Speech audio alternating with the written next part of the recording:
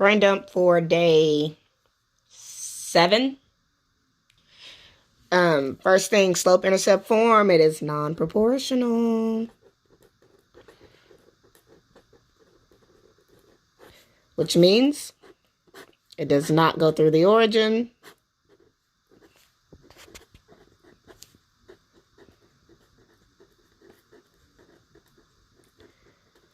M is my slope. B is my y-intercept. B is also the reason it is non-proportional. My y-intercept would actually be 0, B, whatever B is. Direct variation is proportional.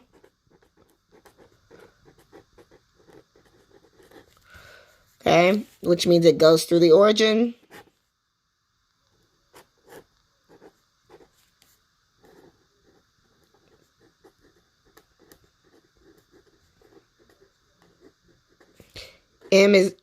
K is my slope here.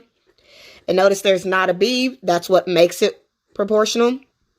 So the y-intercept for this one would be 0, 0. Slope of a line is equal to rise over run. Rise is the change in y. Run is the change in x. Now, m is equal to y2 minus y1 over x2 minus x1. It's very easy to get confused when you see ordered pairs. So here's your guide for ordered pairs. So you know which one is y1, which one is x1. Just so you don't get confused, okay? Over here, I'm going to draw Sexiest Man Alive. So I remember my 4 types of slope and what they look like. Also, I need you to know for direct variation, in order to find K, you put y over x. Okay? In order to find K, you put y over x. And then you plug y or you plug x into your formula. All right. Something I want to add, your variations, not your variations, your associations. Because scatter plots sometimes look like lines. Okay? Sometimes look like slopes. So here we go. If I have positive, that means my eyebrow goes up. So for a scatter plot to be positive, it's going to seem as if it's going up from left to right. For a scatter plot to be negative, it's going to seem like it's going down from left to right.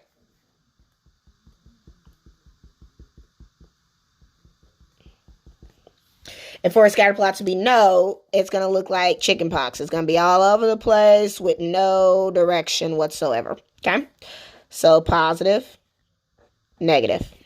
Another easy thing I could add are my 2 types of lines, linear and nonlinear. Linear scatter plots, of course, look as if they're creating a straight line. They don't have to be positive. They just have to be a straight line. Nonlinear are going to look as if they curve. Okay? All right, 2 easy hints that I could add in. Next, for circles, I'm going to remind myself what a radius looks like. I'm going to remind myself what a diameter looks like. Next, I've got area. I know the first thing says triangle. I need to remind myself a triangle has 180 degrees on the inside. And then there's what's called the exterior angle theorem. So the outside is equal to the 2 remote on the inside. Then I have area of a triangle. We use area of a triangle when we're looking at, triangular prisms, where my base is a triangle. So big B, area of the base, would be 1/2 base times height. Then I've got rectangles. Rectangles are used for rectangular prisms generally. And I need you to know, for a rectangular prism, the base is what it sits on. So the base always has a twin, so it'll be top and bottom. And for rectangles, they like to use them to show that they create 2 right triangles. So if you need to find your hypotenuse, it would be a squared plus b squared equals c squared. 2 right triangles make 1 rectangle. Trapezoids are not used in 8th grade math, so don't worry about that.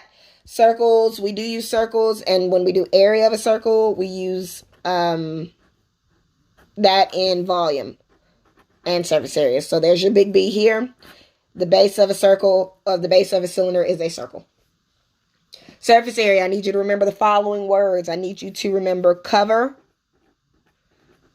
and wrap. Okay? Surface area, I need you to remember big B means area of the base. Big P means perimeter of base.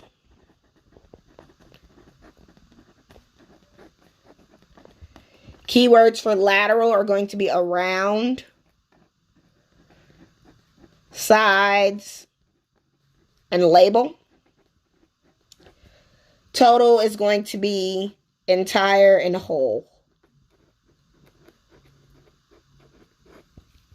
With these, I need you to remember prisms. We have two types. We have rectangular prisms, which we just discussed, where our base is at the bottom and its twin is at the top.